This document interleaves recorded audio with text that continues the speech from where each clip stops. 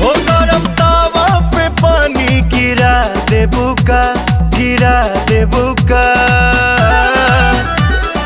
ढिबारी के बाती खानी भभकता दिलावा, ढिबारी के बाती खानी भभकता दिलावा।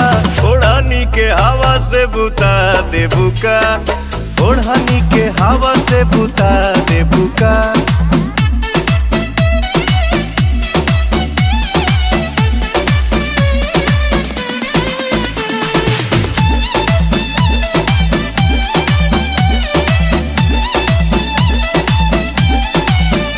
मन के लालसा तू कबले पुराइबू, कबले छछनत करे जवा जुड़ाइबू, छछनत करे जवा जुड़ाइबू।